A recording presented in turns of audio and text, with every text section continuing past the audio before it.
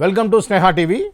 తాజా ఈ తెలుగు రాష్ట్రాల్లో ఉన్నటువంటి తాజా న్యూస్ చూస్తే ఆయనకిద్దరు ఆమెకు ముగ్గురు అనుసంధానంగా ఉంది. అసలు ఆయనకిద్దరేంటి ఆమెకు ముగ్గురు ఏంటి అనే విషయాన్ని మన దాసరి విజ్ఞాన్ గారితో మాట్లాడి తెలుసుకుందాం. ఏమండి, రాజ్ తరుణ్ ఇష్యూలో ఆయనకిద్దరు, మల్హోత్రా అనే అమ్మాయి, మాల్వి మల్హోత్రా, ఇంకో పక్కన ఈ అమ్మాయి పేరేంటి, లావణ్య. ఓకే, అలానే ఇప్పుడు ఇక్కడ శాంతి అనే అమ్మాయి విషయానికి వస్తే ఈమెకు ముగ్గురు. ఒకటి భర్త మదన్ మోహన్ అయితే, ఇంకొకళ్ళు సుభాష్ రెడ్డి, సంతకం పెట్టిన భర్త పేపర్ భర్త ఒకళ్ళు, తాళి కట్టిన భర్త ఒకళ్ళు, ఇంకొక పిల్ల తండ్రి భర్త ఒకళ్ళు అనేది మనం వింటా ఉన్నాం. ఆమెకి ముగ్గురు అని తెలుస్తూ ఉంది. ఇప్పుడు ఆయనకి ఇద్దరు, ఆమెకి ముగ్గురు అనే ఎపిసోడ్ గురించి కొద్దిగా డీటెయిల్గా చెప్పండి. ప్రజెంట్ ఈ మధ్య కాలంలో అంటే ఎలక్షన్స్ అయిన తర్వాత చాలామంది అనుకున్నారు మీడియాకి ఏం పని లేదులే, చాలా ఛానల్స్ ఎత్తేస్తారు, ఏం ఉండవు వార్తలు, ఎలక్షన్స్ అయిపోయాక ఇంక రిలాక్స్ అవ్వండి అనుకున్నారు. కానీ యాక్చువల్గా ఏంటంటే ఎలక్షన్స్ అయినా కాకుండా అంటే అవి 5 ఏళ్ళకి ఒకసారి వస్తాయి కదా, రెగ్యులర్గా జరిగే కథనాలు ఎప్పుడు ఏదో ఒకటి ఉంటానే ఉంటాయి. అది కామనే. ఇంకా చెప్పాలి అనుకుంటే ఇప్పుడు ఎలక్షన్స్తో సంబంధం లేకుండా బెంగళూరు రేవ్ పార్టీ ఓ పక్క అది చూశారు, ఇంకో పక్క ఇది చూశారు. అప్పటి నుంచి మొదలు పెట్టుకుంటే రాజ్ తరుణ్ ఇష్యూ అంతవరకు కూడా సడన్గా ఏవో ఒకటి వస్తూ ఉంటాయి తెర మీదకి, వాటి గురించి చర్చలు నడుస్తూనే ఉంటాయి. అంటే కథ వస్తుంది, అవి తెగవు అంత తొందరగా, కొనసాగుతూ ఉంటాయి. కథలో ఇంకో మలుపు, కీలక మలుపు, కొత్త కొత్త క్యారెక్టర్ల ఎంట్రీ, తర్వాత మళ్ళీ వాళ్ళు వెళ్ళిపోవడం, లాస్ట్కి ఏదో రకంగా దాని మీద బజ్ పోతుంది. అయ్యో రాజ్ తరుణ్ ఇష్యూ అయిపోయిందా, ఇంకేం లేవా అని ఇలా చూసే లోపల ఇంకోటి వస్తుంది.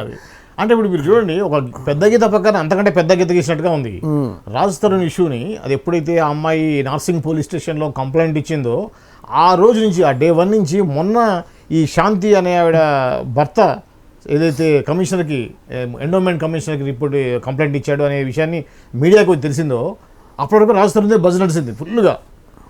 రాజ్ తరుణ్, మాల్వి మల్హోత్రా, లావణ్య ఈ ఇష్యూస్, లావణ్య తరపు లాయర్లు, ఆమె సూసైడ్ చేసుకుందాం అనుకోవడం నడిచింది కదా. అవును. సో అది ఇమ్మీడియట్గా బ్రేక్ అయిపోయింది. ఇప్పుడు ఇది తెర మీదకి వచ్చింది. అయితే సినీ ప్రముఖులు లేదా రాజకీయ ప్రముఖులు, ఇప్పుడు సినీ ప్రముఖుడి పాత్ర అయిపోయింది, న్యూస్కి పాత్ర అయిపోయిందా అంటే ఆయన తరఫున ఇంకా కొత్త వార్తలు వచ్చేవేం లేవు. కొద్ది గొప్ప లావణ్య రక్తి కట్టించింది సూసైడ్ డ్రామా చేసి. ఆ తర్వాత ఇంకా అక్కడికి అయిపోయింది. అది మేబీ అది ఈ రోజు రేపో ఎల్లుండో ఓ సెటిల్మెంట్కి వస్తుంది. ఇప్పుడు మాల్వి మల్హోత్రా అంతకు ముందు వేరే అబ్బాయి తోటి, యోగేష్ అనే వ్యక్తితోటి ప్రేమాన్ని నడిపిందని, ఆ ప్రేమానికి సంబంధించిన వీడియోస్ని యోగేష్ వాళ్ళ తల్లి బయటపెట్టింది. అది ఎక్కువ జనంలోకి రాలే. ఈలోపు ఈ శాంతి ఇష్యూ వచ్చేసరికి అది మరుగున పడిపోయింది. యాక్చువల్ రాజ్ తరుణ్ కేసు ఇలా కొనసాగుతూ ఉంటే తెర మీదకి మళ్ళీ లావణ్య వచ్చి ఇలా, మళ్ళీ ఆయన వచ్చి ఒక సమాధానం, మళ్ళీ లాయర్ ఒక సమాధానం చెబుతా ఉండేసరికి మాల్వి మల్హోత్రా ఏదో సైలెంట్గా ఉంది. ఆ మీద కేసేసి నువ్వెందుకు నన్ను లాగావు, గచ్చిబౌలిలో కేసు పెట్టి ఆవిడ ఉంది.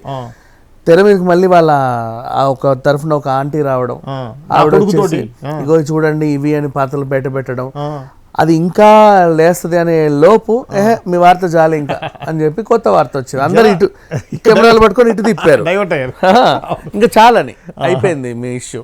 ఇక్కడ ఏంటి ఇంకా పెద్ద తలకాయ రాజకీయ, అయితే సినీ ప్రముఖుడు రాజకీయ ప్రముఖుడు, ఆ రాజకీయ ప్రముఖుడు ఓ నేతో లేకపోతే ఓ కార్యకర్త అయితే పర్లా, ముఖ్యమంత్రి తర్వాత ముఖ్యమంత్రి స్థాయి వ్యక్తి అనేసరికి అటువైపు తిప్పారు.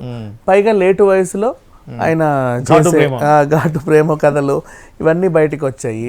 పైగా దాంట్లో మళ్ళీ ఓ రిటైర్డ్ జడ్జి కూడా దాని గురించి పట్టించుకొని వీళ్ళు రాజకీయ నాయకులందరికీ బ్రోతల్ బిజినెస్ చేశారు అని చెప్పడం ఇంకా పెద్ద ఆరోపణ అయిపోయింది.